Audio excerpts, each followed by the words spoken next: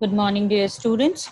So today we are going to start with the next part of the same chapter which we were discussing in last class, that is tissues. So in last class we have already completed regarding xylem and phloem, that is we have already covered plant tissues. Now today we have to start with the animal tissues. So let's begin. Now what is animal tissues? We all are aware that plants are having tissue. So like the plants, in the same way, the body of animals is also made up of different types of tissues which perform specific functions.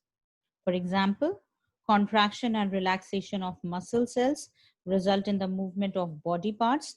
Blood and lymph carry substances such as food materials, waste materials, oxygen, carbon dioxide, etc. from one part to another. Nerve cells respond to external and internal stimuli, etc. Thus, muscles, blood, lymph, nerves, etc. are the examples of tissues found in our body. On the basis of the function they perform, the animal tissues can be broadly classified into following types.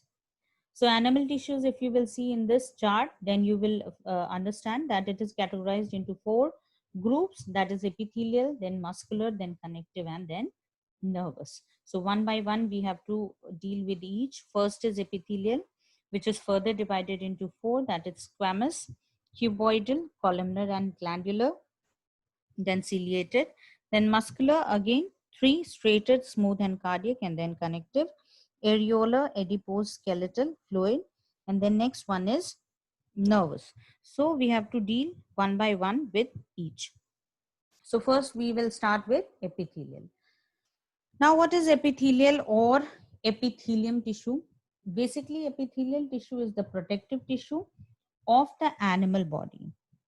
Like we have seen in case of plants, there is epidermis on the top layer. In the same way, in case of animals, this particular tissue, protective tissue, is present, which is known as epithelia. The cells of this tissue are tightly packed and they form a continuous sheet. Cells of epithelium contains very little or no intercellular matrix. That means there will be no space. The tissue covers most organs and cavities within the body. It also forms a barrier to keep different body systems separate. Epithelial cells lie on a delicate non-cellular basement membrane which contains a special form of matrix protein called collagen. Epithelial may be simple, composed of single layer of cells, or stratified, made of several layers of cells. Clear? So basically, the covering of the organs is done with the help of this epithelial tissues. Now, what are the function of this epithelial tissue? Epithelia covers the body surfaces as an outer layer of skin and provide protection to the underlying tissues from mechanical injury, entry of germs, drying up, and harmful chemicals.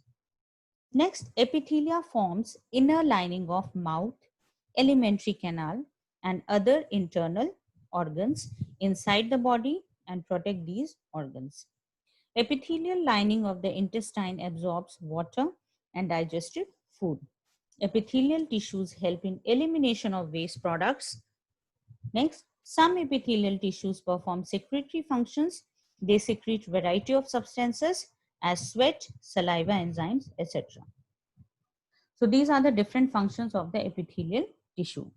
Now, epithelial tissues are further divided into many categories like squamous epithelium, cuboidal epithelium, columnar epithelium, glandular epithelium, and ciliated epithelium. So we'll be dealing one by one with each. First is squamous epithelial tissue, or we also call it as tessellated and pavement epithelium tissue. As you can see the diagram, children, so it will be very clear. Now in this diagram, if you will see, squamous epithelial tissue is made up of thin, flat, irregular shaped cells which fit together like floor tiles, right? Cells you can see. So it is like a floor tiles to form a compact tissue. Squamous epithelium, as we have already said, that it is also known as tessellated and pavement epithelium. Now, where it is located, basically, it forms the delicate lining of cavities such as mouth, esophagus, nose, pericardium, alveoli, etc., and of blood vessels and covering of the tongue and skin. Now, what is its function? It protects the underlying part of the body from mechanical injury, entry of germs, chemical and drying up, and it also forms a selectively permeable membrane through which filtration occurs. So basically, this particular layer helps in order to protect ourselves from uh, entry which will harm our organs or body. Next is stratified keratinized squamous epithelium. It's a kind of uh, squamous epithelium only, but when multiple layers of squamous epithelial combines, then this particular cell will form, that is stratified keratinized squamous epithelium. Clear? Now, what is stratified keratinized squamous epithelium? This is found in skin and covers the external dry surface of the skin. Cells of this tissue are arranged in many layers. Cells forming different layers of this epithelium are not similar. Deeper layers of the tissue have cuboidal cells which becomes polygonal and finally flattened towards the free surface. That you can see in the diagram also. The flattened cells of superficially layer contain a fibrous protein, the keratin, and becomes dead cells. Horny scale-like remains of the dead squamous cells ultimately flakes away. This epithelium is waterproof and highly resistant to mechanical injury. Clear? So basically multiple layers of squamous epithelium will combine to give rise to this stratified keratinized squamous epithelium, and the skin is made up of this particular stratified squamous epithelium, because we need hard surface, because if it will be too much delicate, then if we are walking or moving, and if it will come in contact with any kind of surface, it will get hurt. So we need a proper thick covering so that it will help to fight against so many infections, and as well as it will protect us from the environment. So the our skin is made up of stratified keratinized squamous epithelium. Now next is cuboidal epithelium. What is this cuboidal epithelium? By the name, it is very clear. You can understand with the structure also that cubes are present. It consists of cube-like cells, which are square in section, but free surface appear hexagonal. The cuboidal epithelium is found in kidney tubules, thyroid vesicles, sweat glands, or we can say exocrine glands, salivary glands. That means a group of gland. It forms germinal epithelium of gonads, that is testis and ovaries. Now, what is the function of this particular epithelium tissue, cuboidal epithelium tissue? It helps in absorption, excretion, and secretion. It also provides mechanical support. Clear? Because as we all know that glands basically perform this function. So it helps in excretion, secretion, and excretion. Next is columnar epithelium cell. Now this epithelium consists of tall pillar-like cells that are much taller than white. That is very correct. You can find out in the diagram also that it is much taller in comparison to that of being white. The nuclei is generally elongated along the long axis of the cells. It lines the stomach, intestine, and gallbladder. It also lines mammary glands, ducts, and parts of urethra. That means columnar cells basically. Now, what is the function? It helps in protection, in absorption, and secretion. Columnar epithelium of intestine is specialized for the absorption of water and digested food. Clear? So that is the main function. Now, when it forms a lining in case of stomach or small intestine and colon, then forming mucous membrane. That means that membrane will be mucus one. It also form lining of gallbladder and oviduct and facilitates movement across the cells. Now next is difference between squamous epithelium and columnar epithelium. What is the difference? One by one we will understand. First is squamous epithelium. The component cells are thin and flat. The component cells are pillar-like in case of columnar epithelium. In squamous epithelium, the nucleus lies in the center of the cell, which generally bulged out. But in case of columnar epithelium, the nucleus is located near the base of the cell. In squamous epithelium, the tissue occurs in lung, alveoli, blood capillaries, Bowman's capsule, buccal cavity, skin, etc. But in case of columnar, it occurs within the layer of stomach and intestine, their glands, and the covering of epiglottis. Next, it functions as a selectively permeable barrier in ultrafiltration and wear and tear. In columnar epithelium, it takes part in absorption, secretion, and protective covering. So that is the difference between squamous and columnar epithelium. Now next is ciliated epithelium. Now what is the ciliated epithelium? As you can see in the diagram also, cilia is present at the surface. So basically this epithelium consists of cuboidal or columnar cells that bear cilia. Clear? That bear cilia on their free surfaces. Cuboidal ciliated epithelium lines certain parts of the urinary tubules of kidney and sperm ducts. Columnar ciliated epithelium lines the trachea, oviducts, and bronchi. What is the function of this particular tissue? This epithelium helps in the movement of mucus because of the presence of cilia, urine, eggs, sperms, and cerebrospinal fluid in the particular direction. Clear? That means in one direction, this particular cell or this particular tissue helps in the movement. That is a main function of the ciliated epithelium tissue. Now next is glandular epithelium. This particular epithelium consists of columnar cells modified to secrete chemicals. Now it lines the glands which basically such as gastric glands, pancreatic lobules, intestinal glands. So this is the diagram based on the arrangement of this particular glandular epithelium. So glandular epithelium is the modified form of columnar epithelium.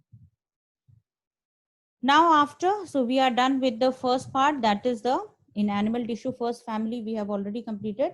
That is what we have discussed now. That is all the parts of this family. Now we have to start with the next, that is the muscular tissue. We have already completed epithelial. Now we have to move ahead with the muscular tissue or muscle tissues. Now what is muscle tissues? The muscle tissues or muscles of the body form the contractile tissue and are made of muscle cells. On the basis of their location, structure, and functions, there are following three types of muscle fibers. First is straighted muscles, second is smooth muscles, third is cardiac muscles. Now we will understand one by one each. This is what? This is straighted muscles, which is also known as skeletal muscle. It is also known as voluntary muscle or stripped muscles. Please correct, spelling is wrong here. this will be stripped muscles, not stipped, it will be stripped muscles. STRIPED. It will be stripped muscles. So now what it is, why we have given so many names. First of all, striated muscles are also known as stripped skeletal or voluntary muscles. Since the entire muscle fibers show alternate dark and light strips, as you can see in the diagram, dark and light strips, because of that bands, they are called stripped muscles. Because of the formation of this band, dark and light, they are named as stripped muscles. Since they are attached to the bones and are responsible for body movements, they are called skeletal muscles. Why they are termed as skeletal muscles? Because they are attached to the bones and are responsible for the body movement. And lastly, since these muscles work accordingly to our will, they are called voluntary muscles, because when we want to move, then only it is moving. It will not move by itself. That's why we consider it as a voluntary muscles. The straightened muscle fibers are long and elongated, non-tapering, cylindrical, and unbranched. As you can see, there will be no branching. These cells have a number of nuclei. Each muscle cell is multinucleated. Each muscle cell is enclosed in a thin but distinct plasma membrane called sarcolemma. Here, each muscle cell in straightened muscle is enclosed in a thin but distinct plasma membrane called sarcolemma. Its nuclei is peripheral and located just beneath the sarcolemma. In the sarcoplasm, that is a cytoplasm of the cell, of the muscle cell, are embedded large number of contractile elements called sarcostyles or myofibrils. Now, where it is situated? Occurrence: straightened muscles occur in the muscles of limbs, example biceps and triceps of the arms, body walls, face, neck, etc. Straightened muscles present in the tongue, pharynx, diaphragm, and upper part of the esophagus are called visceral straightened muscles. Now, what is the function, children? If we see, they are powerful and undergo rapid contraction. These muscles provide force for locomotion or all other voluntary movement of the body. Clear? So basically, they are very powerful and undergo rapid contraction. And beside that, these muscles can get tired.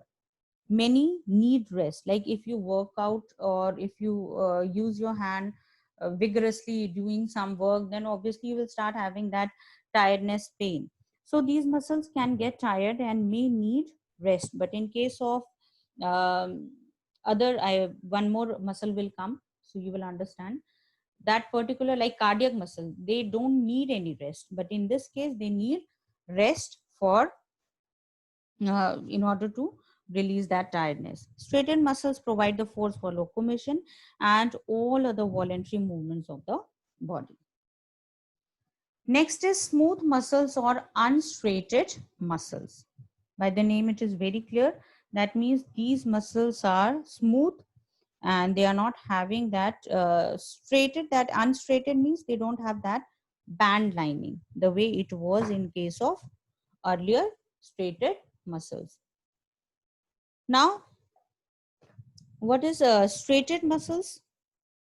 Sorry, what is unstraightened muscles? Here, the smooth muscle tissue occur within the walls of hollow visceral organ except that of heart, and so are called visceral muscles.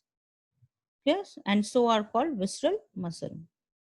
These are called smooth or unstraightened muscle because they do not show any stripes or striation across the muscle fiber. Each cell fiber is long, narrow, spindle shaped with pointed end and has only one nucleus, that is uninucleate, situated in the center. If you'll see the diagram, you will understand. These fibers are greatly shorter than the striated muscle fibers.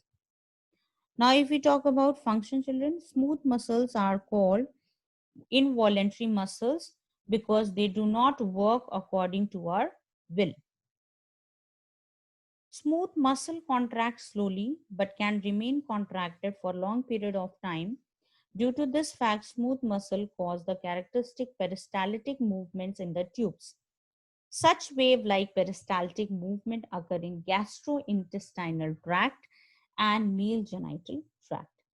In some organs, smooth muscles contract throughout the organ to produce extrusive movements as in the urinary bladder, the gallbladder and the uterus. Clear? Next, which comes under this particular muscular tissue, that is cardiac muscle, and this is the last one. So what is this cardiac muscle? As you can see the diagram, the cardiac muscle consists of short cylindrical fibers which are branched and joined end to end to form a network. So as you can see that they are branched, this is one, and then branching, then again second one is joined, and then next one is joined, and then next one is joined. So they are forming a kind of network, intercalated disc. So they are forming a network, branch network. Each fiber or cell contains one or two nuclei situated in the center. Generally, intercalated discs occur between the ends of the fibers. You can see intercalated disc occurs in between the ends of fibers. The cells show faint cross striation. The cardiac muscle is an example of involuntary muscles. Now, where it is situated, children? Cardiac muscles are confined to the walls of the heart, that is pulmonary vein and superior vena cava. Now, what is the function? Cardiac muscles contracts and relaxes rapidly and continuously with a rhythm, but it never gets fatigued. That means it never get tired, because if it will get tired, then obviously it will not function, and no one will survive. So it never gets fatigued. Contraction and relaxation of cardiac muscles cause pumping of blood out of the heart and into the heart regularly. Clear? So we have completed all the parts of the muscle tissue, and we have also completed first one, that is epithelial tissue. So epithelial is basically for protecting our body. It's like a covering, and cardiac muscle or basically muscular tissue is situated or present in our muscles in a different form. So in next class, we have to start with the next one, that is connective tissue. That is also very important. And then the last one, that is nervous tissue.